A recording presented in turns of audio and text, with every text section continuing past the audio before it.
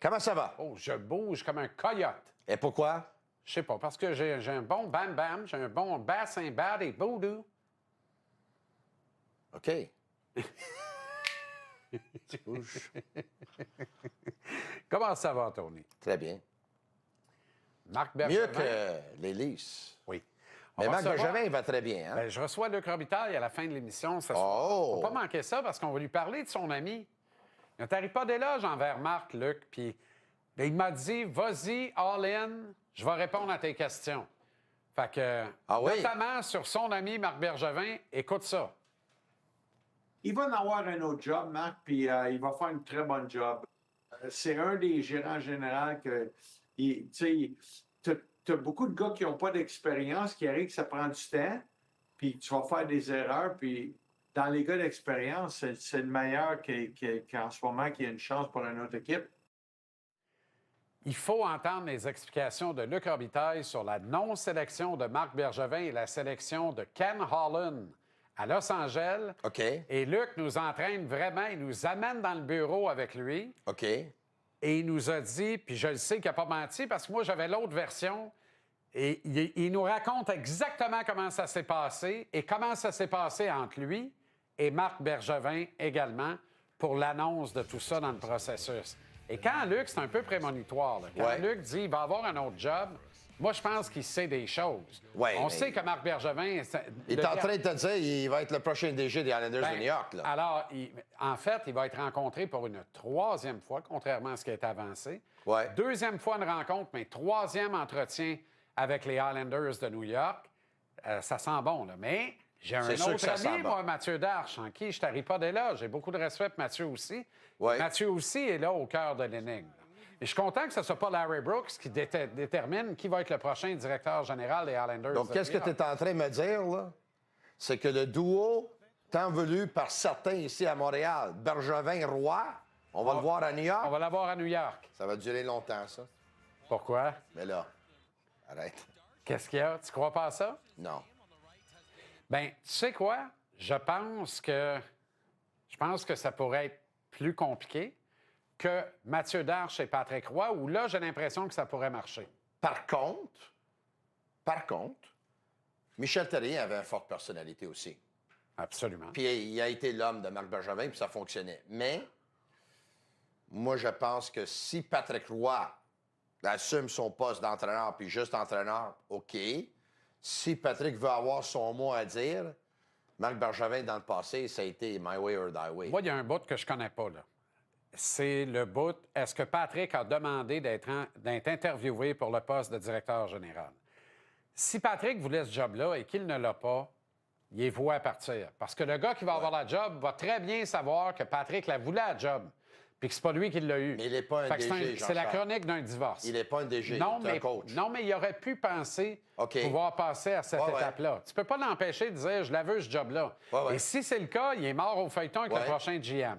Si c'est Marc Bergevin avec Patrick, là, en apparence, là, c'est un feu d'artifice, puis ça va mal finir. Oui. Mais on parle d'un gars qui a attendu en joie le vert pour avoir une deuxième chance après avoir passé 10 ans dans une même organisation. Marc Bergevin, Oui. qui doit travailler avec un autre gars qui a attendu puis qui a rongé son frein puis qui a pris son mal en patience. Ces deux gars ont un destin similaire. On a été boudés par le reste de la Ligue, puis là, on a finalement un break, puis fait qu'ils vont se regarder, ils vont dire, si on travaille pas ensemble, on est juste cave. là. Puis sincèrement, j'ai beaucoup de respect pour les deux, je les aime beaucoup. Mais si Bergevin est nommé et que les deux gars ne travaillent pas ensemble main dans main, les deux sont des imbéciles, puis ils sont pas des imbéciles. Moi, je pense que ça peut marcher. Mais non, j'ai comme l'impression qu'il n'y aurait pas de reconstruction à New York, là. Ça, c'est l'autre affaire. Marc Bergevin a été un DG de reset avec Oui. le Canadien. Oui. À plusieurs Est-ce que- reprises des resets, Oui. en passant. Mais le Canadien avait Il des a peut-être fait 3 en 9 ans et demi. Oui, mais le Canadien avait des noisettes pour faire un reset. Trouves-tu que les Islanders en ont beaucoup? Ils n'ont pas grand-chose, là, Tony. Oui, mais le Canadien avait la possibilité de faire reconstruction aussi, parce que quand Marc Bergevin a arrêté du poste, le Canadien ont fini 3e avant-dernier Oui. dans le classement. Absolument. L'année de repêchage de Galchenyuk. Et Donc, si c'était- le Canadien voulait, oui, c'est vrai que le Canadien avait déjà un Piquet Souban, puis un Max Pacioretty, puis un André Markov, puis un Carey Price, etc., puis un Plekanec, c'était là. Mais le Canadien aurait pu faire un genre de reconstruction. Mais troisième Ils ont décidé- avant-dernier, puis la ville était à feu et à sang. On n'acceptait pas ça à l'époque parce qu'on n'avait pas acheté le principe de la reconstruction. Alors, Marc, lui, est arrivé. Tu parles aux gars qui travaillaient chez le Canadien il y a 10 ans. Là. Ouais. Eux autres, ils n'en reviennent pas de la gang qu'il y a là, puis qui a un mulligan éternel sur gagner, ne pas gagner, ne pas gagner, c'est moins important. On veut se développer, puis quand on va se mettre à gagner, on va gagner pendant 58. Les gars qui étaient là il y a 10 ans, là, ils regardent ça, là. Ils disent, voyons, je suis fou, moi. Nous autres, à Montréal, c'était impensable de faire une reconstruction. Mais est-ce qu'ils l'ont proposé? C'est ça la question qu'il faut demander à Marc Bergevin. Je pense pas. Marc, quand tu étais interviewé par Jeff Molson, est-ce que tu as proposé la reconstruction ou est-ce qu'on t'a dit il n'y a pas de reconstruction, là, il faut que tu gagnes? Sérieusement, c'est sûr. Le gars, il n'a pas d'expérience comme directeur général. Personne ne le voit DG dans la Ligue nationale. Il arrive en entrevue, il va dire « on rebuild ». Mais non, il ne prendra pas ce risque-là. Il va dire « j'aurai jamais un job ». Il avait occupé plusieurs postes avec Chicago. Absolument. Il avait gagné un coupe à Chicago. Absolument, mais hey, ça n'empêche pas tout le monde d'être tombé en bas de leur chaise quand Marc a été nommé à Montréal. Ouais. Tu te rappelles de ça? Oui, je me rappelle. Bon, puis ça riait partout dans les médias, là. Je pense qu'il a confondu plusieurs sceptiques, a gagné le respect de tout le monde. Il était classé. Mais lui, s'il veut un poste de DG, là, puis qu'il arrive là, puis qu'il dit « je propose de reconstruire Ouais. probablement qu'il se dit « j'ai 9 chances sur 10 de pas avoir la job, c'est Montréal ». Peut-être. Peut-être, c'est ça qui s'est dit. Comme à Toronto, le prochain président des opérations hockey va faire quoi? Mais Shanahan est parti, c'est ça que tu me dis, là? Bien, il va s'en aller. Si Mais- Shanahan s'en va pas, je comprends plus rien. C'est moi, je suis Shanahan, je regarde dans le miroir puis je dis il faut que Faut que je m'en aille. Mais Faut oui, que je fasse mais mon oui, siège. mais voyons donc.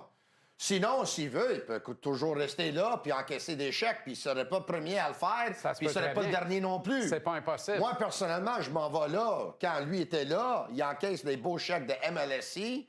Il a dit, moi, j'ai un plan. Le plan, c'est de Core 4, puis on va faire une reconstruction, puis on va gagner des coupes ensemble. Ça n'a pas fonctionné 10 ans plus tard. Moi, à sa place, moi, je quitte.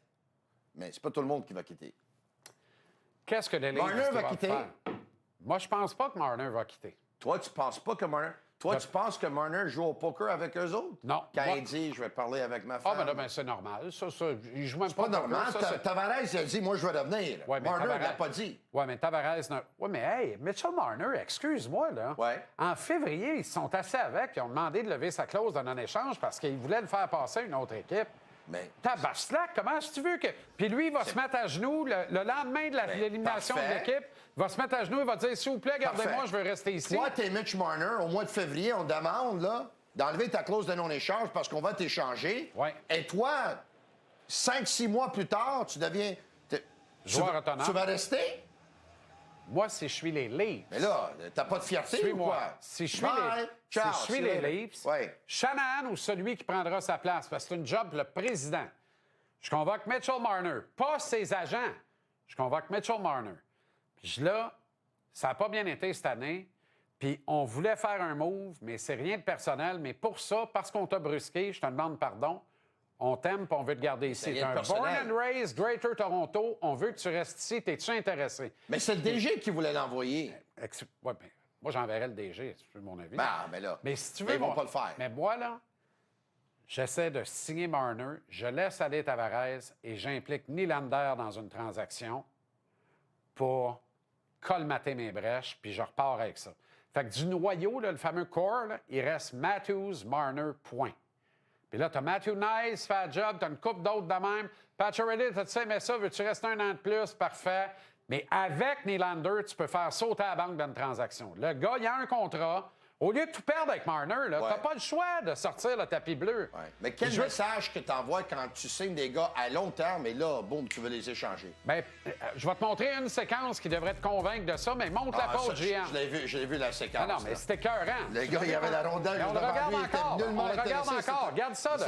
Cette Regarde le année, on va- score. 1-0 Floride, 15 minutes à faire en deuxième. Ça, Regarde-les. c'est- hey, ça, Quand c'est- TV timeout, lui. Ça, là... Tu veux garder ça? Tu vas ça, gagner c'est- avec ça? Ça, c'est épouvantable, ça. Tu veux gagner avec ça? Moi, non. Tu penses que C'est Craig mon Berube n'a problème pas à le goût de Toronto. l'ouvrir, le vider, puis de le mettre sa broche, puis de le faire tourner? Ça, c'est épouvantable. Un beau petit porchetta à Oui, faire, mais ça. je Ça, peux- c'est à servir je dans peux le te montrer noce. la séquence que quand Mitch Marner a donné la rondelle au Panthère aussi, puis il n'a pas fait son repli défensif. Ouais. Mais Mitch Marner en a bavé tellement, il se hurlait puis Ouais, il ouais. sacrait tellement, il était fâché. Pas senti aucune émotion de la part de Austin Nylander. Matthews, c'est pas un leader, mon chum. Austin Matthews est tout sauf un leader. Ça y est, on s'entend. Fini